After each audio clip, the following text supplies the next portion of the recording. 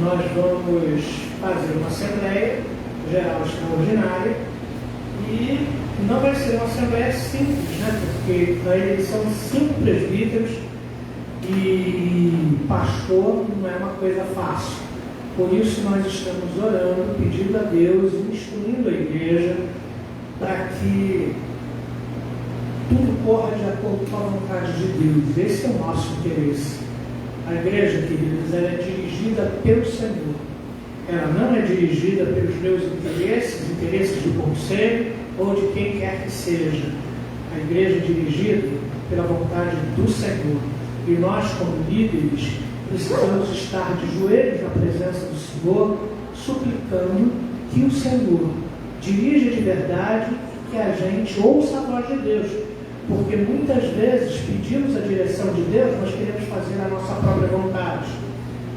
Então, que o Senhor nos ajude a sermos fiéis, a ouvirmos a voz de Deus, a caminharmos no temor do Senhor, para que a sua vontade seja feita.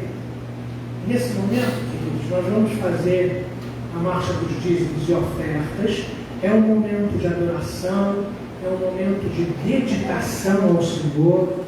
E eu gostaria que vocês se colocassem de pé. Nós vamos cantar aquele hino que fala sobre as muitas bênçãos. E você, número 63. E você vai entender, logo depois do hino, por que eu coloquei esse hino para que nós cantássemos, né? Hino de número 63, as muitas bênçãos. No decorrer desse hino, nós vamos trazer diante do Senhor as nossas ofertas, dízimos para o sustento da casa do Senhor e, sobretudo, colocarmos a nossa vida no altar do Senhor, ok? Porque não adianta ter os nossos bens na presença do Senhor se a nossa vida não está aos pés do Senhor. A nossa vida vem primeiro. E com a nossa vida, tudo aquilo que nos pertence, também entregamos diante do Senhor. Amém? Vamos cantar então? Se da vida as vagas procelosas são, se com desalento julgas tudo bom, quantas muitas bênçãos dizes de uma vez, e verás surpreso quanto Deus já fez. Quantas bênçãos dizem quantas são, recebidas da divina mão, vem dizê-las todas de uma vez, e verás surpreso quanto Deus já fez. Tens acaso mágoas que é teu lidar, é a cruz pesada que tens de levar, quantas muitas bênçãos logo exultarás, e fortalecido tudo vencerás.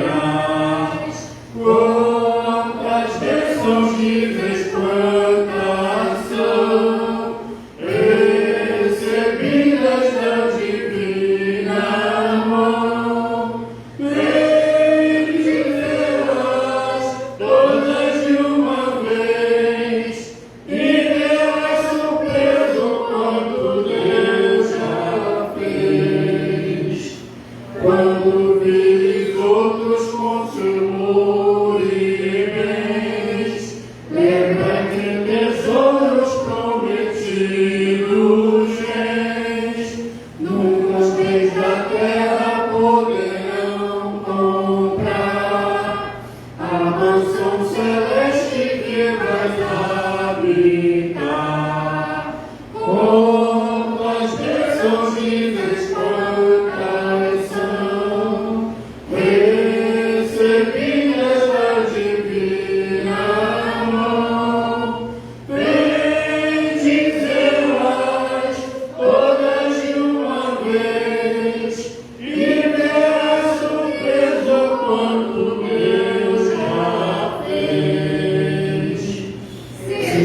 teu combate longo breve aqui.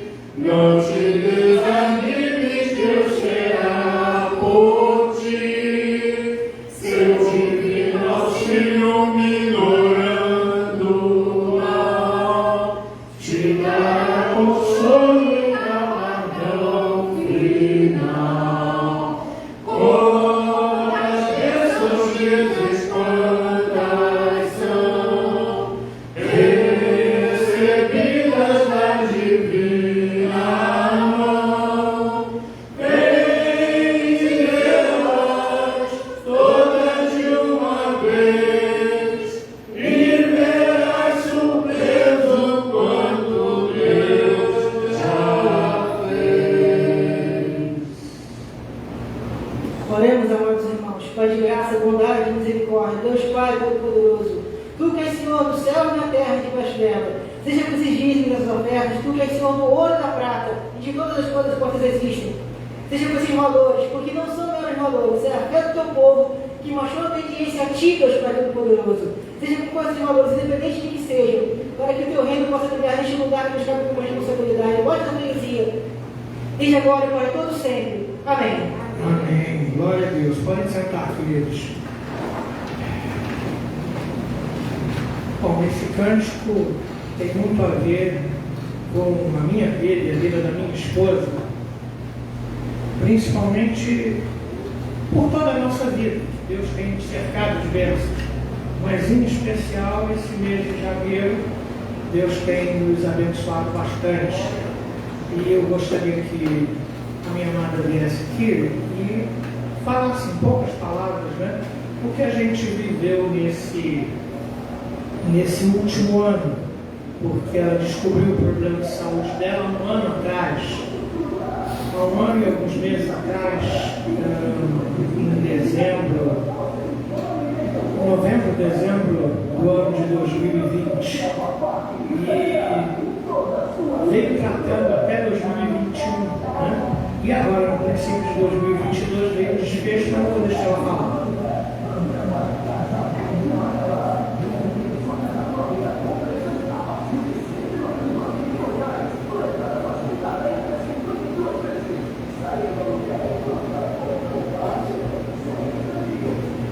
Bom dia, igreja.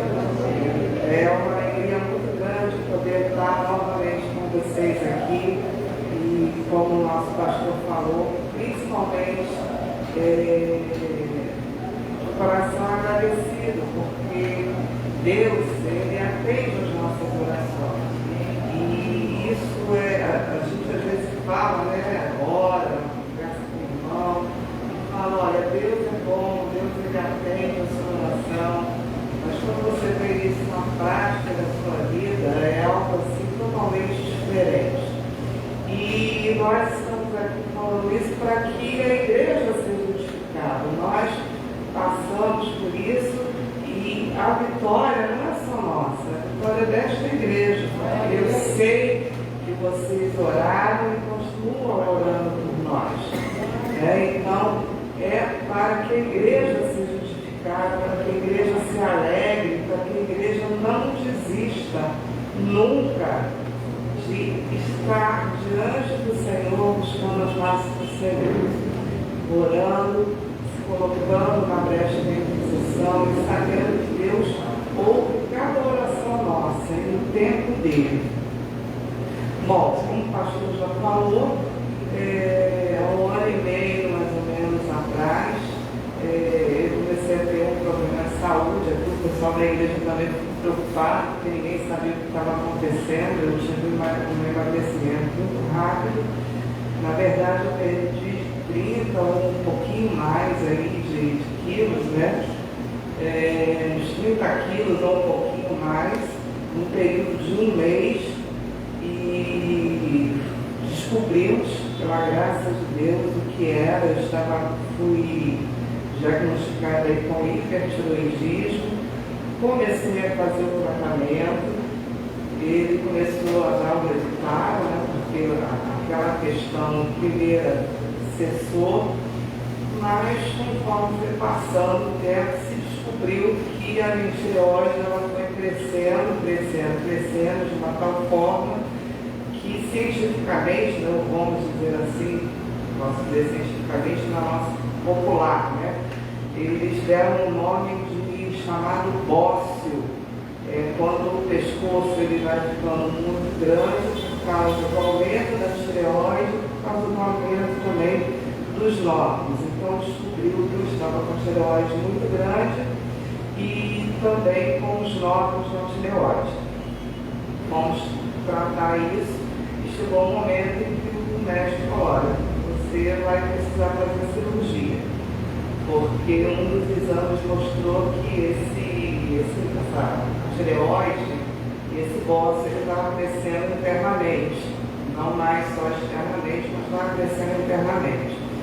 E aí ele me encaminhou com um cirurgião de cabeça e pescoço e demorou um pouquinho, né? Mas nós oramos e Deus direcionou, foi o tempo certo, o momento certo, a gente conseguiu ir nele e ele falou que realmente precisava fazer a cirurgia. Ele pediu novos exames e nesses exames se constatou realmente de fato que a tireoide, além de estar muito grande, ela estava realmente se alojando nessa região torácica. E eu precisaria não apenas fazer a cirurgia da tireoide, mas eu teria que fazer a cirurgia do tórax para retirar parte do que estava aqui na região do tórax, que eram os nódulos e também a parte da tireoide. E fomos nós no cirurgião lá de tórax, com essa surpresa de que não era apenas mais uma cirurgia, eram duas cirurgias e uma só. E fomos lá, e ele realmente falou: olha, vamos precisar abrir o seu tórax para poder fazer aí a retirada dos nódulos e da tireoide.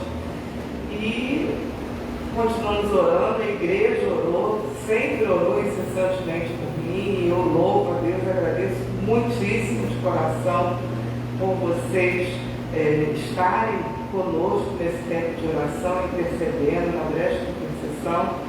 E a cirurgia foi marcada, mas a cirurgia foi marcada assim meio de supetão. Nós estávamos esperando, mas não para agora, para o início de janeiro. Foi marcado para o dia 4 de janeiro, a gente até não pôde se preparar muito, porque foi muito assim, rápido, né? E fomos lá para a cirurgia. No dia lá, no dia 4, nós estávamos lá, e ali o grande milagre aconteceu, irmãs e irmãs. Grande milagre aconteceu, porque, como o próprio médico falou, a cirurgia seria a cirurgia do pescoço, também do tórax, e a cirurgia, ela, quando foi lá feita, realizada, Deus foi tão bom, e ouviu tanto as nossas orações, que ambos os cirurgiões conseguiram fazer a cirurgia por essa região do pescoço. Então, Deus realizou um milagre, Deus ouviu as nossas orações, Ele atentou para nós, não foi preciso fazer essa cirurgia do tórax, e a previsão era que eu teria que ficar no CTI, no pós-operatório, não poderia ir para o quarto, uma série de coisas, uma série também de questões do pós-operatório que ambos os médicos falaram, e glória a Deus, porque eu não tive absolutamente nada daquilo que havia sido previsto. Nada, absolutamente nada. Deus foi muito bom, tanto que no dia seguinte, quando o médico mesmo foi me ver, ele falou assim: nossa, até a sua voz está boa. Porque era uma das questões que mexeria também na voz, ser muito próximo das cordas vocais. Então, ele falou: nossa, até a sua voz está muito boa. E no dia seguinte, para a glória do Senhor, eu estive alta, depois da cirurgia, a gente ficava naquela sala um pouquinho esperando. Depois eu só acordei de fato mesmo quando eu estava no quarto, já à noite. A cirurgia atrasou um pouco, porque estava marcada para as 11 horas, mas foi no tempo de Deus, foi no tempo de Deus, demorou aí até fazer a cirurgia, eu levei antes 3h30 aguardando, mas foi no tempo certo, no momento certo, na hora certa e no mover de Deus. Então Deus realizou o seu milagre, Deus continua realizando milagres, e esse milagre pertence a todos nós, que fazemos parte da igreja, vocês que oraram por mim, vocês que continuam orando por mim, por nós, porque nesses dias aí nós também tivemos aí uma situação aí de surpresa, o pastor aí, como a gente pedia aí em oração, e isso também nos assustou assim um pouco, porque nesse pós-operatório eu não podendo fazer as coisas e ele tendo que também ficar em repouso, não podendo fazer as coisas, e Deus ali agiu poderosamente. Então, irmãos e irmãs amadas, Deus ouviu a sua oração. Creia nisso, nós somos o reflexo disso, nós somos o milagre do Senhor, e como Deus age poderosamente na minha vida, na vida de vocês, na vida do pastor, e eu louvo a Deus por esta igreja, pela vida de vocês, e agradeço muitíssimo, de coração, porque Deus é maravilhoso. Então não cesse de orar, não cesse de buscar o Senhor, porque é maravilhoso. Deus abençoe muito vocês. Muito obrigada. Vamos orar nesse momento, agradecendo a Deus por esse grande milagre e cuidado dele. Querido Deus, amado Pai, a Ti toda a honra, toda a glória, todo o louvor. Senhor, como é bom, no meio a um mundo e um tempo que a gente vive passando por tanta dificuldade, como a gente tem ouvido tanta palavra de desesperança, experimentado o Teu cuidado. Reconhecer que o Senhor continua sendo um Deus de milagres, como era no passado. Te louvamos porque o Senhor continua nos ouvindo e, acima de tudo, continua provendo tudo aquilo que é necessário para que a Sua vontade seja feita. Obrigado, Senhor. Nós queremos Te louvar pela equipe médica, pela estrutura hospitalar, por tudo aquilo que o Senhor providenciou para que o milagre acontecesse na vida da família. Te louvamos por ver ela aqui em pé hoje, glorificando o Teu santo nome, contando os Teus milagres e nos encorajando a continuar firme nas Tuas promessas, confiando em Ti e nos ensinando, acima de tudo, que nós precisamos cada dia mais nos envolver num relacionamento íntimo contigo. O Senhor é o Criador. Não existem circunstâncias em que não haja resposta para nossas vidas. Eu sou prova disso, a minha família também é prova disso. E que esse testemunho possa contagiar o nosso coração para que nós possamos aumentar a nossa fé.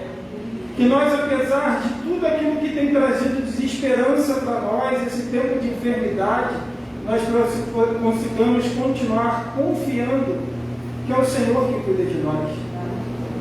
Eu não sei o que se passa na vida de cada um de vocês, mas eu creio que o mesmo milagre que Deus operou na vida da sua Nilda, Ele deseja fazer nas nossas vidas. Por isso nós Te louvamos, Te glorificamos e pedimos que o Teu milagre continue acontecendo na vida da sua Nilda, dando a plena recuperação e ela tenha a sua saúde recuperada o mais rápido possível para a glória do Teu nome. Em nome de Jesus nós Te louvamos, adoramos e bendizemos. Amém.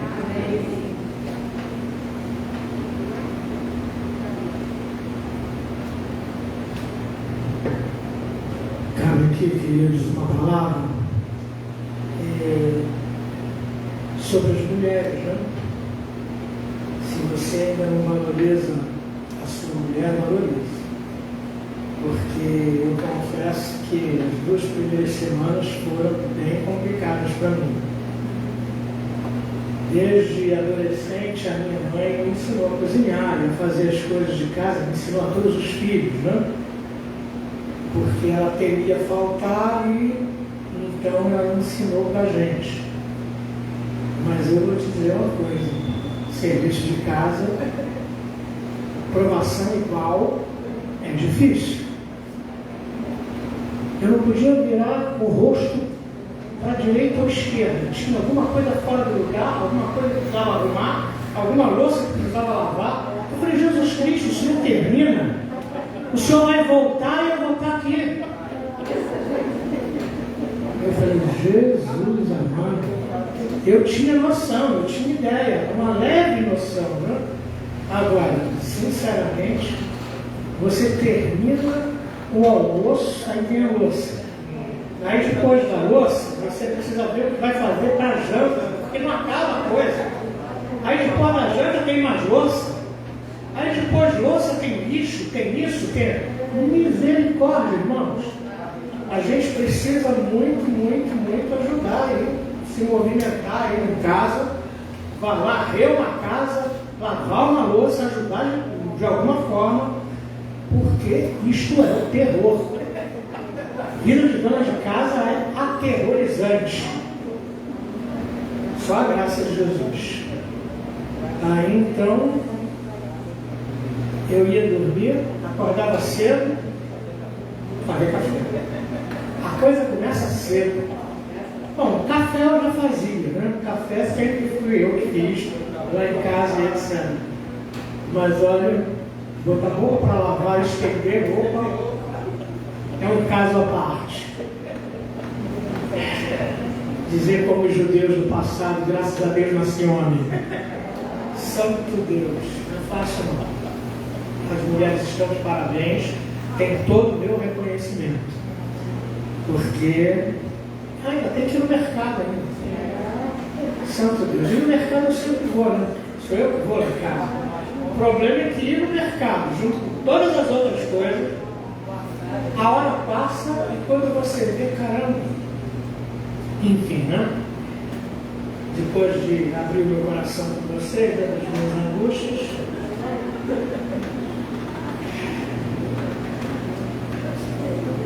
amo muito mais a mulher que tenho, louvo muito mais a Deus pela vida dela. Vamos abrir a Bíblia, abre sua Bíblia aí na primeira carta do apóstolo Pedro, capítulo 5, versos de 1 a 4. Sem mais delongas, louvo a Deus por aquilo que Ele fez na vida da minha amada. Eu fiquei muito preocupado quando soube que ela deveria abrir o tórax, né? Porque eu abri o tórax, eu fui cerrado aqui, eu sei quais as dores com as quais convivo até hoje, mas louvo a Deus porque o tórax dela ficou intacto. Amém. E uma coisa que ela omitiu é que o cirurgião de cabeça e pescoço que fez a cirurgia dela é uma referência no Rio de Janeiro. A gente nem sabia quando o endócrino indicou, mas dada a dificuldade de chegar até ele, a gente já começou a entender a coisa. E depois a gente viu que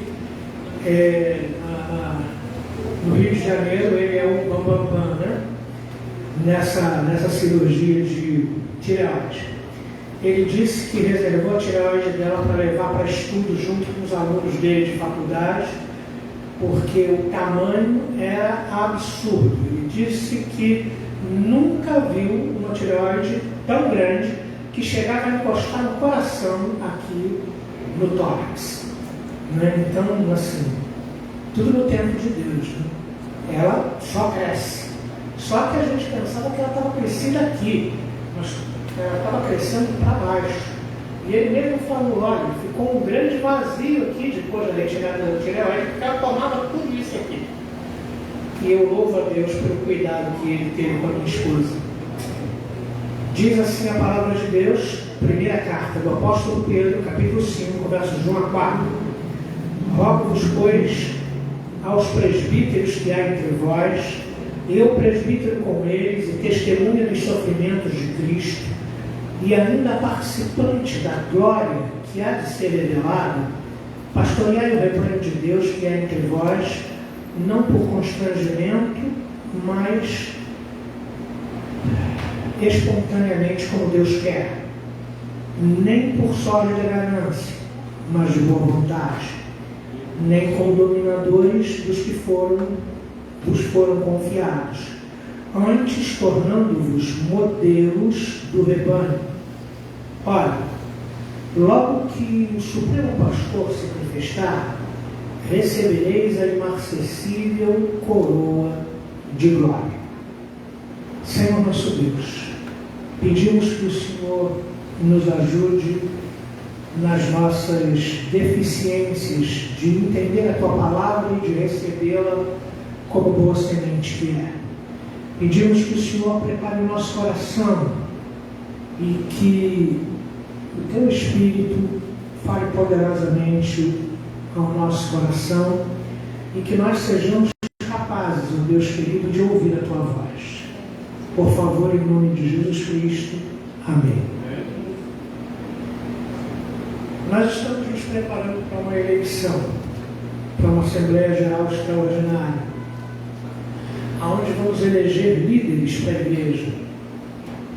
E isso, queridos, é de muita importância. Então eu gostaria de compartilhar uma palavra simples. O texto é algo explicativo, né? O apóstolo Pedro, ele está resolvendo o problema de uma igreja ao escrever esse capítulo 5. Se vocês pararem para prestar atenção em todo o capítulo 5, o apóstolo Pedro vai falar sobre presbíteros no início e sobre a juventude a partir do verso 5 do texto. A ideia dos estudiosos é que havia um conflito entre a liderança dessa igreja e a juventude da igreja. Eles não se entendiam. Por um lado, os presbíteros não estavam tendo o tato suficiente para tratar aquela ala mais jovem da igreja. E a ala mais jovem da igreja, por sua vez, não queria se subordinar à autoridade dos presbíteros da igreja. E isso é muito comum. Eu já fui jovem e, infelizmente, irmãos, eu fui um jovem muito afrontoso. Eu lamento muito, olhando para trás, algumas atitudes minhas e o meu conselho de origem, lá na igreja presbiteriana de 300, São João de Meriti, foi um conselho muito de Deus. Foi um povo assim, muito amado, que soube compreender, né, os meus arroubos, porque não era fácil. A gente trabalhava muito na igreja, é verdade, mas isso não justifica o fato de que a igreja tem a cadeia de autoridade e que a gente precisa entender que precisamos ser submissos às autoridades da igreja. E eu realmente não é o melhor exemplo disso, tenho que confessar. Não dá aqui para dizer que eu fui um jovem exemplo, não fui nada disso, né? Mas o Senhor foi misericordioso e foi transformando a minha vida.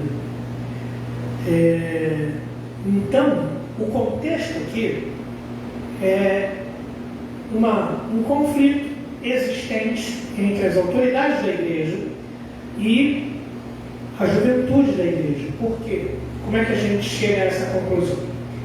Repare que o apóstolo Pedro roga 2 vezes aos presbíteros primeiro, para quê? Para que eles pastoreiem o rebanho de Deus, e aí depois eu vou entrar em detalhes do que é pastorear, né?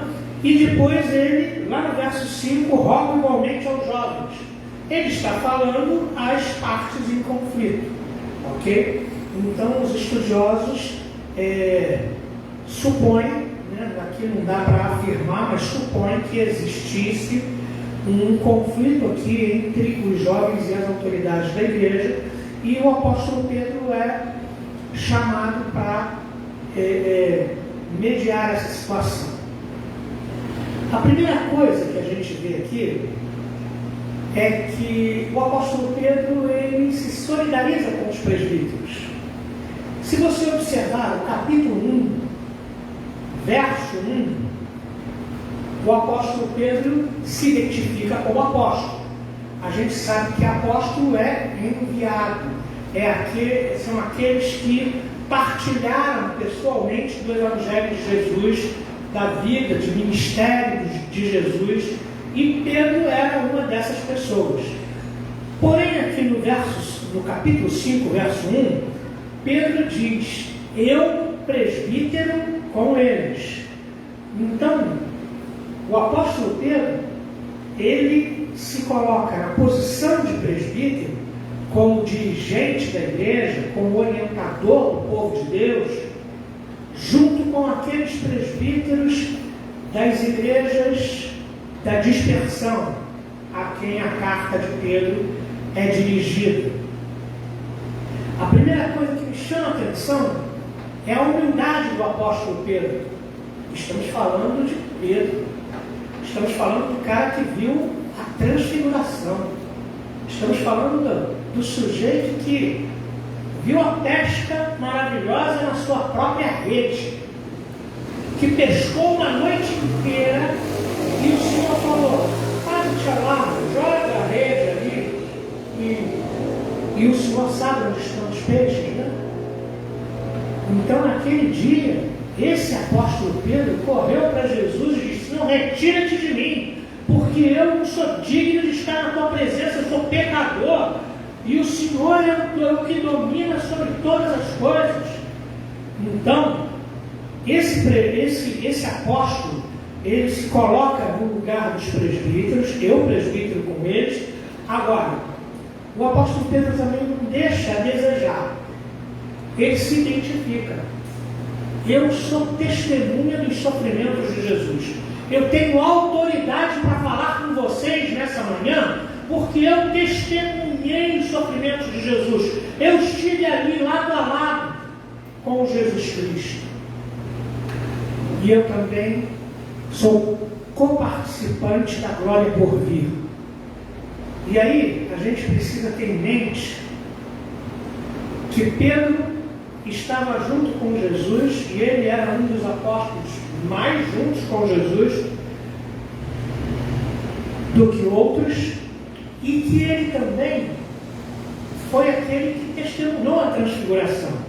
Ele viu Jesus na sua glória, uma avant-première da glória do Senhor acontecida no Monte da Transfiguração. Pedro também estava ali. Ele é coparticipante da glória, ele também é participante dos sofrimentos.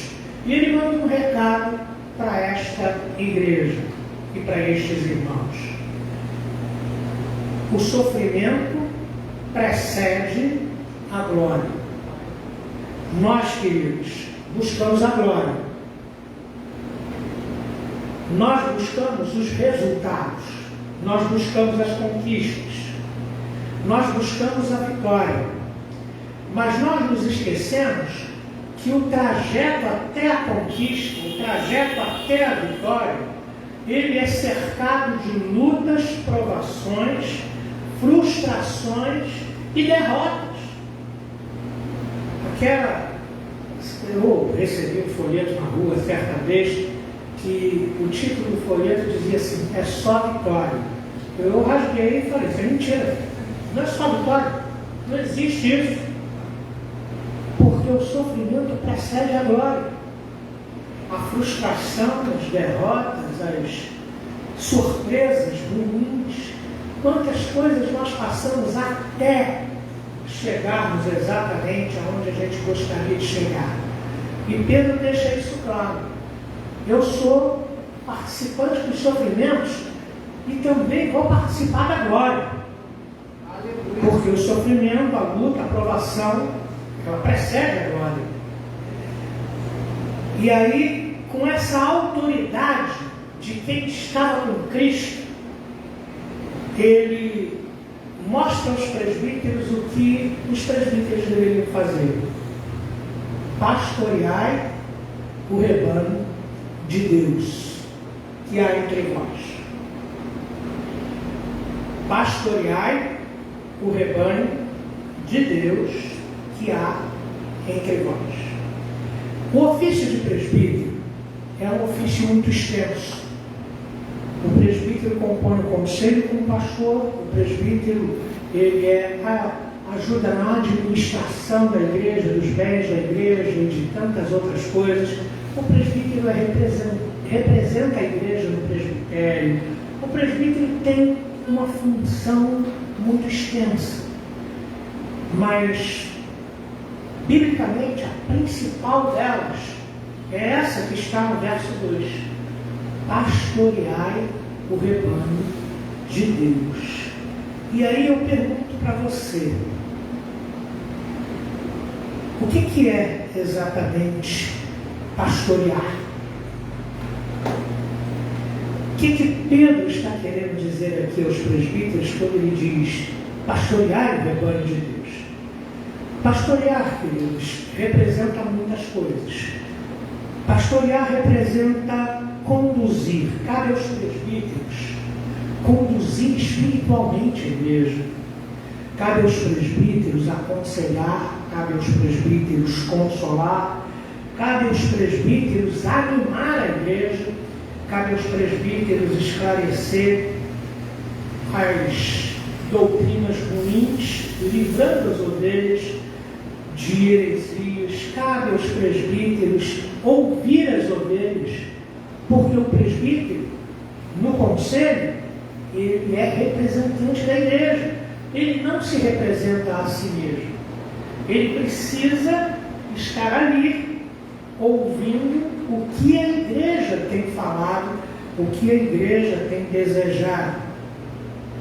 Então, pastorear é conduzir, cuidar, proteger, disciplinar, orientar, consolar, acolher e tantas outras coisas, né?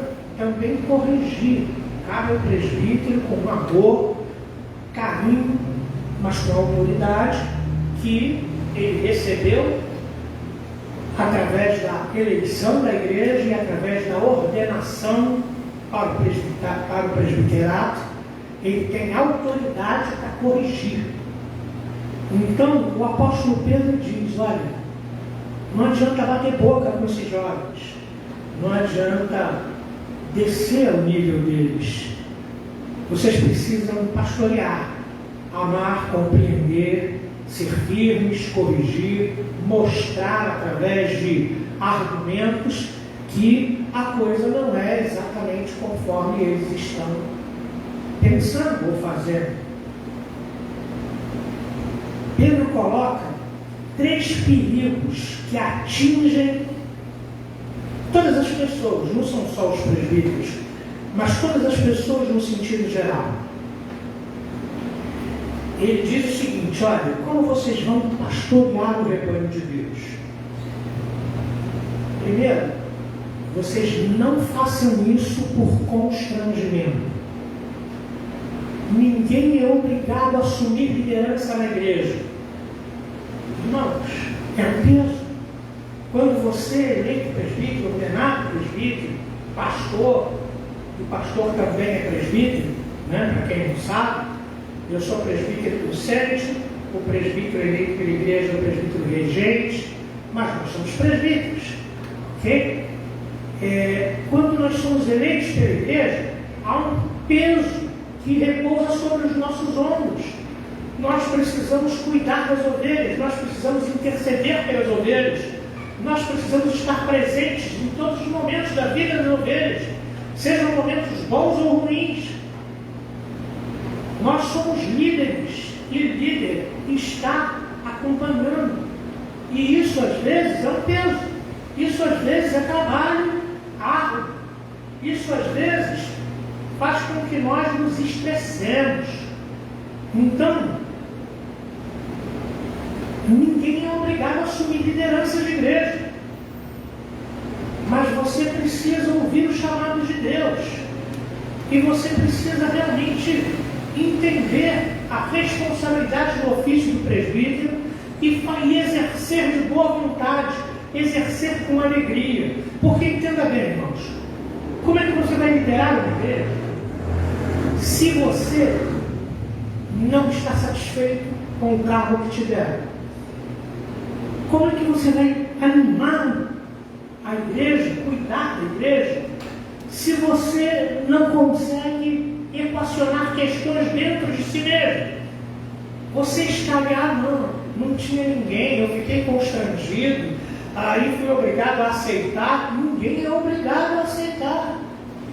Não é por constrangimento, é por boa vontade, é por compreender o chamado de Deus e entender, eu posso servir nessa área aos meus irmãos, porque o presbítero é um servo, o pastor é um servo.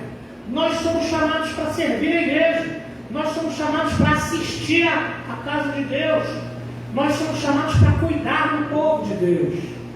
Então, a primeira coisa que Pedro coloca é que o exercício do presbiterato não deve ser uma obrigação. Ele deve ser espontâneo, deve ser um prazer, deve ser a compreensão de um chamado de Deus e uma honra. Para quem Deus levanta. Deus está levantando líderes na sua casa e isto é uma honra. Não pode ser um peso, não pode ser uma coisa em nível de constrangimento, de obrigação, mas de boa vontade, como Deus quer. Em segundo lugar, ele diz o seguinte: que ninguém lidere por sorte da ganância.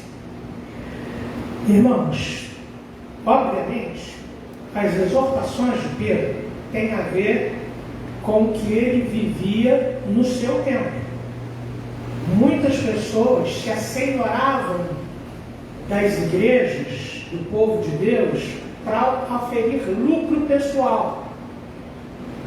Na verdade, eles não queriam cuidar do povo de Deus, eles não queriam pastorear o rebanho, eles não queriam apaziguar a igreja, eles queriam ganhar em cima da igreja, uma ganância sórdida, como a gente vê, lamentavelmente, muitas vezes hoje. Uma comunidade baseada num povo pobre e os seus líderes ostentando sei lá quantas coisas, né? Bom, isso é um assunto delicado, né? E eu não quero entrar nesse assunto. Então, queridos, não é por ganância, não é por lucro pessoal, e nem é por poder pessoal. A terceira advertência que Pedro faz e essa terceira advertência eu já vi algumas vezes antes de ser pastor, enquanto era só ovelha. Aliás, vi depois de ser pastor também. O terceiro perigo é pensar que o cargo de presbítero te faz dono da igreja. Numa certa situação que já passei numa igreja que fui membro, um dos presbíteros da igreja bateu no peito e disse assim: eu mando. Aquilo me chocou profundamente, porque eu soube que a igreja de Deus, quem manda é Ele. E nós somos servos, né? Nós temos autoridade, mas debaixo da autoridade do Supremo Pastor. Então, esses perigos, eles são comuns, porque nós somos seres humanos. Então o apóstolo Pedro, ele adverte: cuidado, não vá assumir esse encargo tão importante obrigado por constrangimento, ou que constrangido a atender a um pedido da igreja. Não vá ser presbítero para aferir lucro, para ganhar alguma coisa, ou pretendendo enriquecer. Irmãos, tem gente que faz isso. Tem gente, a liberdade no Brasil é uma coisa, às vezes, complicada. Você pode ir no cartório, registrar lá o estatuto de uma igreja, abrir uma porta e começar a chamar gente só para ganhar dinheiro em cima daquelas pessoas. É incrível.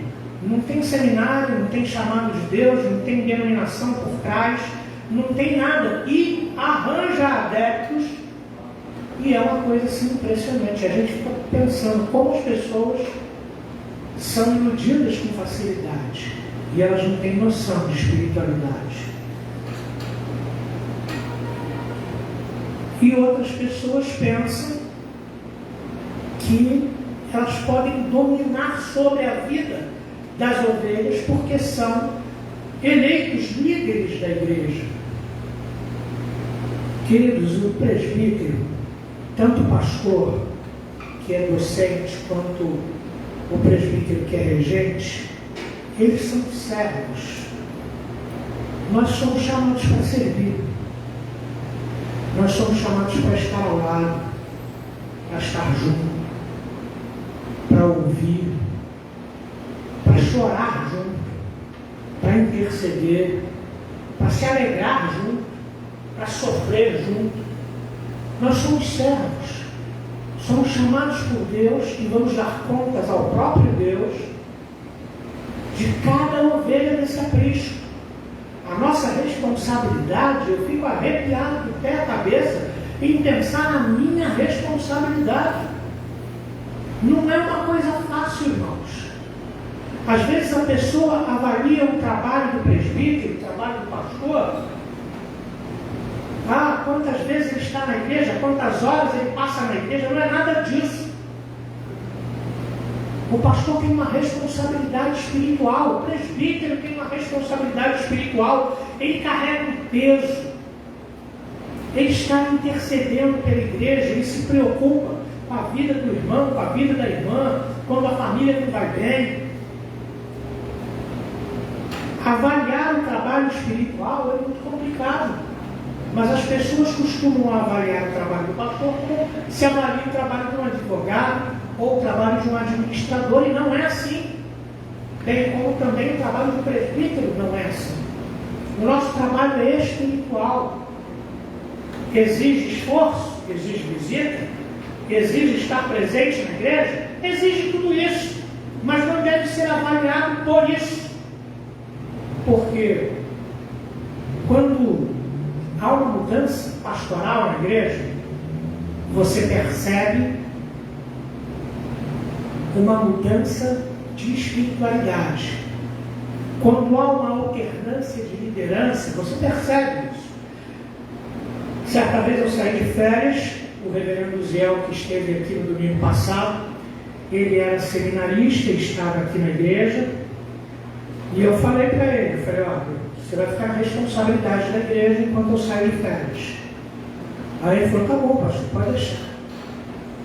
Um sujeito maduro, muito bom. Quando eu voltei de férias, aí eu perguntei para ele, e aí, como é que foi? Pastor, que loucura. Foi o senhor sair e veio um peso em cima de mim que eu não compreendi. Eu falei, pois é, eu te avisei. Quando a gente está à frente da casa de Deus, nós somos responsáveis no mundo espiritual pela vida de cada um de vocês. Mas quando se avalia o trabalho de um presbítero, de um pastor, não se avalia por esse ponto de vista. Então, queridos, nós não somos donos de ninguém, nem dominadores de ninguém e nem donos da verdade. Nós só somos servos de Jesus Cristo, chamados por Deus para cuidar da vida de pessoas. E eu confesso a vocês, o maior desafio da minha vida foi ser chamado por Deus para cuidar de pessoas. É a coisa mais complicada que eu já enfrentei. Porque pessoas são diferentes, porque pessoas reagem diferentes, porque pessoas têm educações diferentes, compreensões diferentes, pontos de vista diferentes. Então, você não pode conversar com o diácono Jorgelino esperando a mesma resposta do que ele faz, nada. Você não pode conversar com a Olívia esperando a mesma resposta que o Marcelo vai dar. São pessoas diferentes e você acaba tendo que conhecer individualmente cada uma. Você acaba tendo que compreender o que é ponto forte e fraco na vida de cada uma, como orientar cada uma, como discipular cada uma. É uma coisa tremenda. Então, por conta dessas responsabilidades, o apóstolo Pedro termina o texto dizendo o seguinte: pastoreiem o rebanho de Deus, cuidem, conduzam, corrijam, amem, acolham, estejam juntos, mas, sobretudo, sejam pessoalmente modelo para o rebanho. E aí é que a situação complica. Ser modelo para o rebanho. A maioria das pessoas gostam muito de fazer discurso, gostam muito de chamar atenção, mas não são pessoalmente modelo para o rebanho. Um presbítero precisa ser modelo de compromisso. Um presbítero precisa vestir a camisa da igreja. Um presbítero precisa amar Jesus de todo o coração. Um presbítero precisa estar à frente da igreja nos trabalhos. A igreja precisa ver a sua liderança presente. A igreja precisa ver um exemplo na sua liderança. Então, nesse verso 4, verso 3, Pedro diz: antes de vocês pensarem em dominar sobre o rebanho, sejam vocês o exemplo. Deixa o rebanho olhar para vocês e seguir o exemplo de vocês, o exemplo de amor por Jesus, o exemplo de vida de oração, o exemplo de estudo da palavra, o exemplo de realmente vida reta diante de Deus. Aí ele termina no verso 4: quando o Supremo Pastor se manifestar. Queridos, todos nós vamos prestar contas das nossas ações e atitudes. A igreja em si vai prestar conta da sua própria vida. Porém, os líderes, pastores e presbíteros, eles vão prestar conta da sua vida e da vida do rebanho que lhes foi confiado. Então a responsabilidade é muito grande. Por isso eu peço que essa semana especialmente vocês estejam em oração, que vocês realmente ouçam a voz de Deus, para que não seja feito aquilo que o conselho quer, aquilo que eu quero, mas a vontade do Senhor. A gente compreende, a gente orou no conselho, a gente compreende que Deus nos deu direção ali. E por isso a gente vai estar indicando alguns nomes para a igreja. Mas isso não vicia o voto da igreja e nem tira a liberdade da igreja de votar. A igreja deve votar com a sua consciência, com o seu coração do Senhor, com toda a piedade, porque isso é muito sério. É a liderança da igreja. É quem vai dar os rumos para a igreja nos próximos anos. Então, queridos, que o Senhor nos ajude, que o Senhor nos abençoe, que o Senhor nos permita ouvir sua voz e fazer exatamente de acordo com a sua vontade. Amém? Vamos nos colocar de pé nessa manhã.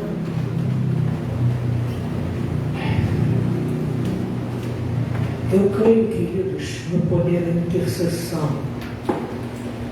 Eu creio que nossas vicissitudes devem ser levadas à presença de Deus. E se você tem algo para colocar diante do Senhor, seja uma enfermidade, seja um problema de desemprego, seja um problema financeiro, familiar, seja um problema pessoal, enfim, você quem sabe, se você quiser vir aqui à frente, você vai estar dizendo: Deus, eu estou aqui precisando de uma intervenção tua, precisando de um ato de misericórdia, precisando da tua boa mão estendida sobre a minha vida. Eu creio que Deus vai te abençoar. Se você tem lutado contra situações que não tem conseguido vencer, esse é o momento de colocar sua vida na presença de Deus e pedir: Senhor, me ajuda a vencer. se você vai fazer uma prova de vestibular, de concurso público ou outra coisa qualquer, que você precisa do auxílio do Senhor, então venha aqui porque o Senhor vai abençoar você. Agora creia, não é pelo seu mérito, é pela misericórdia e graça dele. Ele é bom, ele te ama e ele tem prazer em abençoar. O que você precisa fazer é crer. Hebreus diz que todo aquele que se aproxima de Deus, importa que creia que ele exista, e é premiador, galardoador daqueles que o buscam. Então creia, porque Deus está aqui. Senhor Deus Todo-Poderoso, onipotente, onipresente, onisciente, Deus justo, verdadeiro, Deus vivo, real, presente nesse lugar, nós te louvamos, nós te glorificamos nessa manhã e apresentamos humildemente, Senhor, a vida do teu povo que se chama pelo teu nome, ó Deus querido, nesse lugar, aqui na frente da tua igreja, aqui no teu altar. Apresentamos esses irmãos e irmãs, ó Deus, conhecemos, ó Deus querido, um pouco da vida, mas não conhecemos a razão que traz, ó Deus, os teus filhos aqui. Mas sabemos que tu conheces a razão, tu sabes de tudo. Tu sonda, ó Deus querido, o mais profundo do nosso coração. Tu nos conheces melhor do que nós mesmos. Então, Senhor, eu suplico a Ti a Tua bênção sobre o Teu povo nessa manhã. Eu suplico a Tua intervenção. Eu suplico, ó Deus, a Tua misericórdia. Eu sei que nós não merecemos, nem eles, nem eu merecemos. Não merecemos nada diante do Senhor, somos nada diante de Ti. A nossa justiça é capo de imundícia diante da Tua presença. Mas suplico a Ti pela propiciação do sangue de Jesus Cristo, que nos lava de todo pecado. Que o Senhor abençoe o Teu povo, que o Senhor abra as portas que estão fechadas, que o Senhor oriente, ó Deus querido, os Teus filhos naquelas provas que vão ser submetidos, que o Senhor, ó Deus querido, toque na saúde do Teu povo, abençoa de tal forma o organismo do Teu povo, a imunidade do Teu povo, ó Deus querido, que o corpo do Teu povo, abençoado por Ti, comece um processo de autocura, ó Deus querido, porque o Senhor está abençoando. Ó Deus amado, fortalece a imunidade do Teu povo, prepara, ó Deus, o corpo físico do Teu povo para responder às agressões desse tempo. Ó Deus querido, que o Teu povo não adoeça, que o Teu povo não desfaleça. Ó Deus querido, que o Teu povo seja mantido de pé para a glória do Teu nome. Por favor, Senhor, eu clamo a Ti. Ó Deus, peço pela vida do diácono Paulo Dias, que me infartou na quarta-feira. Ó Deus querido, que está sob cuidados médicos, ó Deus, mas sobretudo está sob o Teu cuidado. A Tua boa mão está sobre ele. Já foi constatado que ele não tem problema nenhum do coração. Ó Deus querido, e ele está se recuperando bem. Peço, ó Deus querido, que o Senhor abençoe a vida de cada enfermo dessa igreja, que ele não fique mais enfermo, que ele tenha saúde, que ele seja fortalecido, que ele seja levantado e soerguido para a glória do Teu nome. Ó Deus querido, abençoa o Teu povo com paz, abençoa o Teu povo, ó Deus querido, com amor, ó Deus, abençoa o Teu povo com os valores do reino.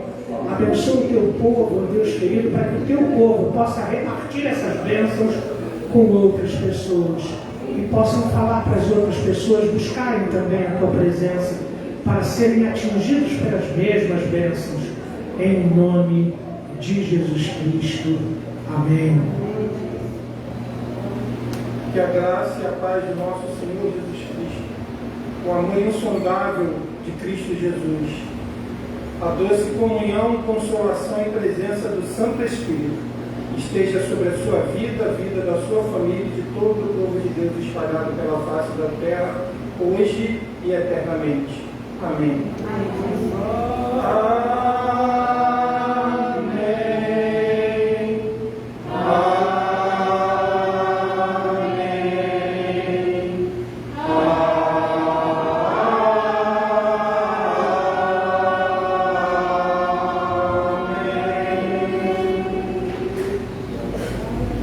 Questão difícil, queridos, é questão normal, é questão de fé. Sai em fé daqui, que a posse da bênção, Deus abençoou você, eu creio nisso, em nome de Jesus. Um domingo abençoado, excelente, cuide-se porque está muito calor, hidrate-se, não se exponha ao sol, porque o dia vai realmente esquentar a partir agora de meio-dia, já está quente, né? Deus abençoe muito a vida de vocês.